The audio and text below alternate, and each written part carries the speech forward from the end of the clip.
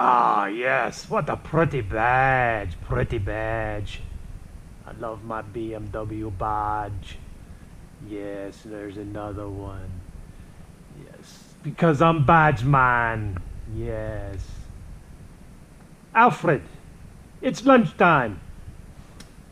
Bring me some that fancy bratwurst. Now. Yes, sir. Here you go. Alfred, what is this? This is not bratwurst. Sir, that is a Frankfurter. Frankfurter? What do you mean? That is ballpark, sir. Ballpark Frank. Plumps when you cook them. All beef. Alright, how can I eat this? I'm badge man. I got to have the best. Just try it, sir. Oh, okay, well, give me some Grey Poupon. Oh, here you go, sir. Alfred, that is not Grey Poupon. Sir, it's spicy brown mustard. From the dollar store, 99¢. I cannot eat this stuff. I'm badge man, damn it.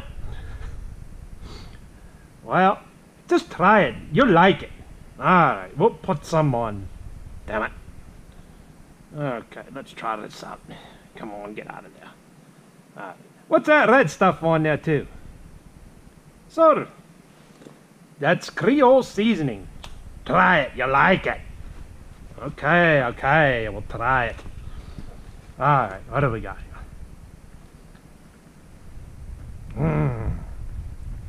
You know what, Alfred? That's not bad. Pretty good. Okay. Oh. Yes. But sir, why do you keep calling yourself badge man? Because a YouTuber told me that I was a badge snob. A badge snob? Yes, because I like BMW. So I'm a badge snob. But sir, you have Honda, you have Yamahas, you even have Toyota, and you drive Fords too. How can you be a badge snob? You know what, Alfred? You're right. I am not a badge snob. I just like these bikes. But sir, you know what? What, Alfred? You still are kind of a dick. Alfred, come here. I'm gonna kick your ass so hard, you're gonna have to unbutton your collar just to take a shit. Alright guys, enough of that. Just having a little fun here, because there you can see there's two of them right there.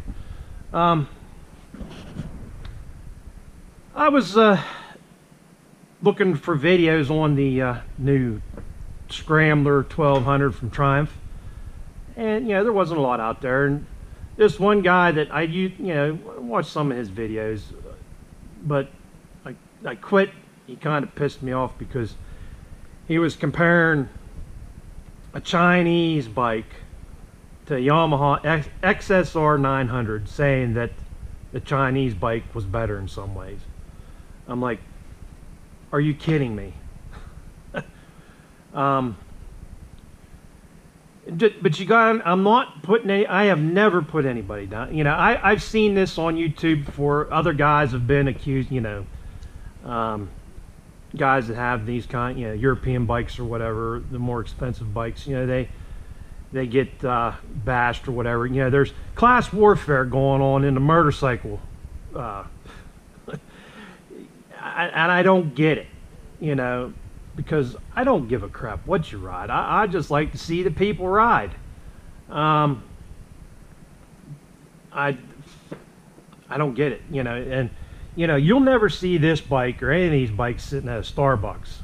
Okay, and I think that's an unfair stereotype, because there's probably a few guys that do that, you know, just like when I bought this, we were sitting in the dealership, me and my wife, and a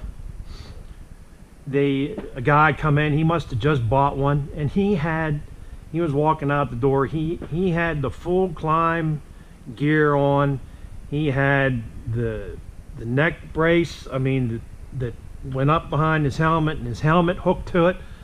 You know, and a Schubert helmet, which I have a Schubert too. But you know what?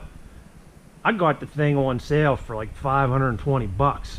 I wasn't paying that $800-900 for that thing. I look for a good deal, but you know, the way I was brought, my old man told me, get the best you can, because if you don't, you're going to end up buying it again. You know, like that was with tools, he was telling me, and that's, you know, why I buy Snap-on tools. But we'll get in their toolboxes now. I just had a rude awakening on, and I'll do a different video on that. And I'm going to trash Snap-on, okay? But their hand tools and that, they're the best you can get when you're working every day. That's, you know, you want them. But if you're just tooling around the house, you know, a DIY person, whatever, is it sensible to buy them? No. You know, I have stuff from Harbor Freight too. I've got Craftsman, I've got Mac, Matco, I've got all of them. It all depends on how hard, you know, what you're going to use, you know, and you got to know going into it. But anyway, back to the bikes. You know, I don't care what people ride, because it takes, not everybody, you know, has the means to do this, to buy the, motorcycling is expensive. I don't care, even if you go and buy a less expensive bike, a Chinese bike or whatever, you still buy, you know, if you do it right, buying the gear, you know, good decent gear and all that, it is not a cheap proposition, no matter what, you know. So, you know, and here over in the US, we have a different attitude towards them, I think, than what people across the pond, because these are not our sole means of transportation. These are for enjoyment. You know, over like in the UK, there's no way I'd even, in London, I would never even think of trying to drive in that city in a car. I would be on a bike. You know, over there, it is like a necessity. It's a means of transportation, and some people look at that. But I don't, and a lot of us, we don't look at our cars or trucks as just a thing to get us from A to B. You know, it's like an extension of us, or whatever you want. You know, it's more than that. You know, and that's a guy thing too. You know, I'm not trying to be sexist or anything there, because I do know there are some girls out there that think the same way. They're more than just a hunk of metal that gets you from point A to point B. But like I was saying, this guy, he was talking about the Triumph, the new Scrambler, and the rollout for it. And that part, I agree with him. The last two, like with the bobber and that, when they introduced these bikes, I mean, it was corny. And like that little dirt track they had there, that was bad. That was bad. You know, that made that, I don't know if the rider, what the heck, it didn't look good for the bike. But the Scrambler 1200, it's got the suspension, okay, and the travel.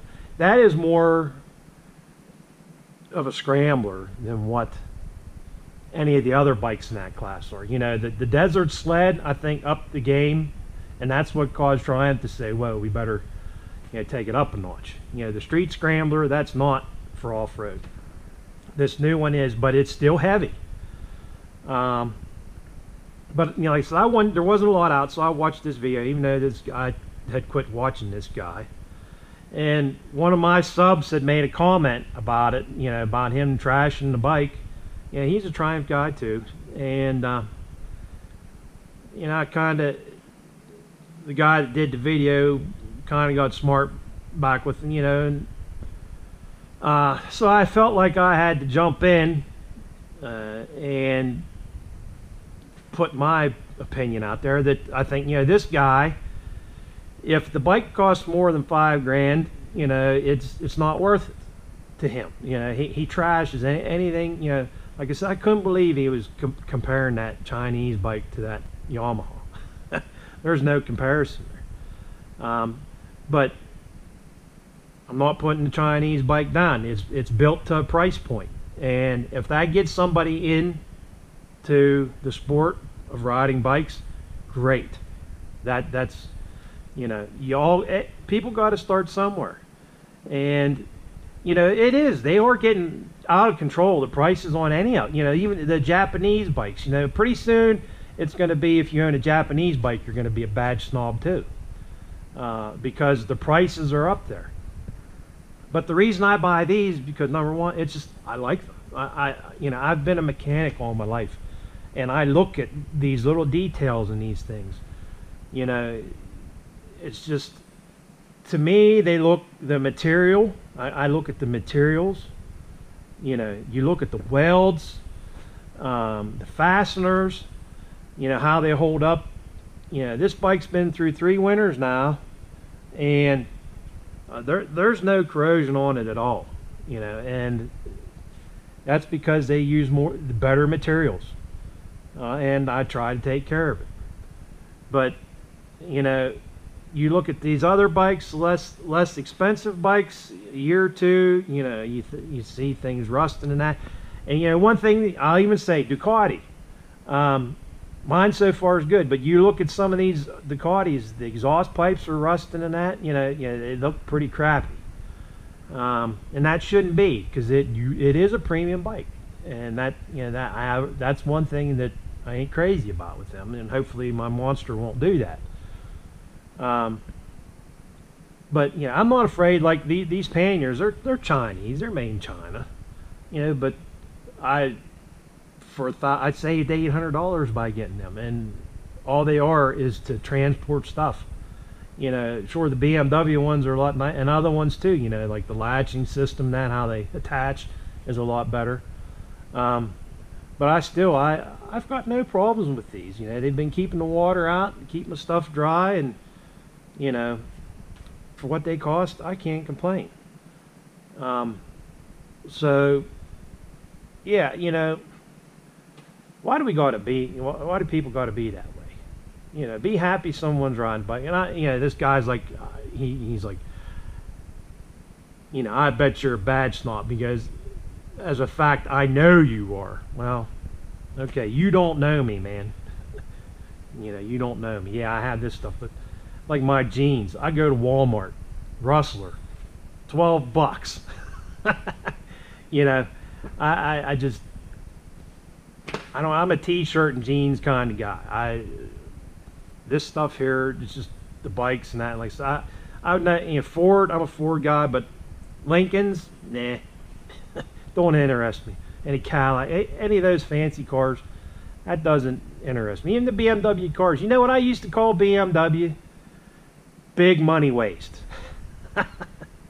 The cars just don't appeal to me. And anymore, all the cars look the same.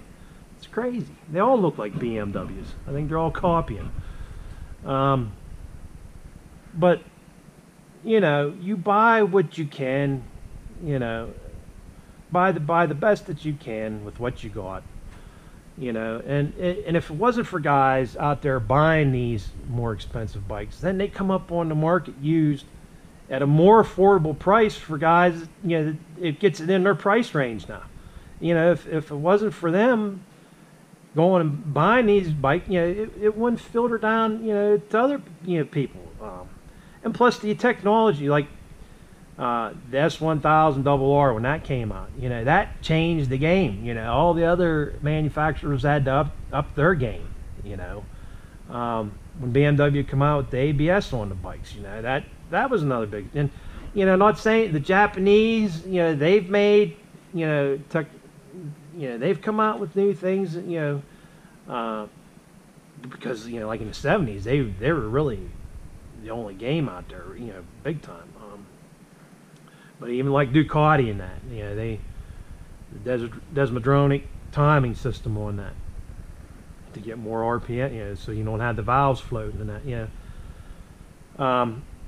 And the new Panigale V4, I'm thinking, you know, that's going to be a game changer too with the electronics package that's on that, you know, and the horsepower you see, you know, Aprilia up their horsepower, and the new double R, you know, and there's still stuff we haven't seen about that yet, you know. But something has to appeal to me. You know, I have to like it, to look at it, you know, because like when you're walking away, if you don't look back at that bike, then there's something wrong. You shouldn't have it. And the materials, the workmanship and that, you know, I really, Yamaha, I like the FZ10, MT10, whatever you want to call it, and the XSR 900. But there's just a few things on there that I'm not liking. And, you know, the prices, you know, like the MT10, you know, that's $13,000 bike. But, you know, you listen to the reviews, the suspension, the brakes, you know, and why should I spend that much money and then still go and put a couple grand more into, if at least getting the brakes and suspension up to what I want it to be, you know, whereas you can just go then and just buy one of these. You know, I don't know, but tell me what you think. Is somebody a snob just because they own one of these bikes? I know some down to earth people that ride these things, man, and they, you know, there's nothing. Why do we have to bring that class warfare crap into our motorcycle hobby? You know, leave that for the other people. So yeah, tell me what you think.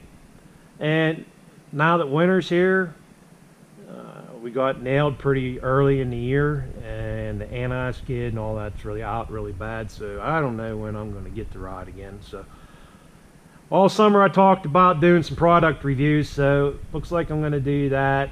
And here a week or so I'll be getting a load of firewood, and I'll be able to get some heat in here. And I need to get on that R69S, or I need to get the ignition switch and the wiring done on. I got all the parts to do it, just haven't had time. That's a big problem for me, time. But yeah, let's talk about it. You know, I don't care if you have a $100,000 bike. More power to you, man. I'm happy for you. I'm not going to think bad about you. You know,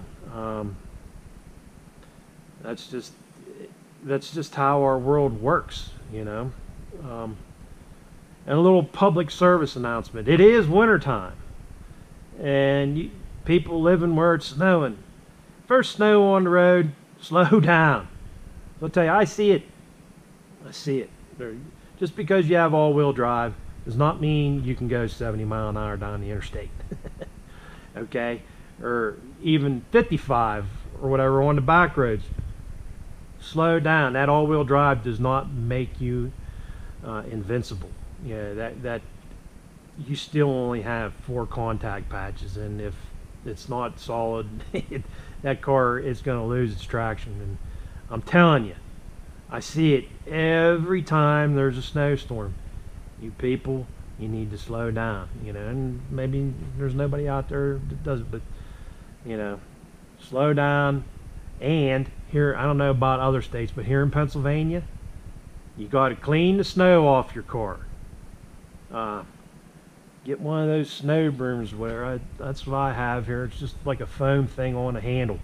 Clean the snow off your car. Get it off the roof, because you know that chunk of ice can slide off the back off your roof and in the car in back of you, and go through the windshield and freaking kill somebody or whatever. So and you're responsible, because in Pennsylvania it's a law. You have to clean your car off. So just think about it. Don't go driving with a foot of snow on top of your car, because if that thing flies off of somebody behind you, you're going to be responsible. So I'm done preaching, and you know, I was just joking. I hope y'all nobody took offense to that. I just demonstrating absurdity by being absurd. Okay, that's the only way I can put it. So I want to thank you all for watching. Take care, and everybody that still can ride. You know, you live in the South or where the weather's. Oh man, I'm jealous. Enjoy that weather. This is JD, man. I'll be out of here. Y'all take care of yourself. Happy Thanksgiving too. That's coming up. Peace.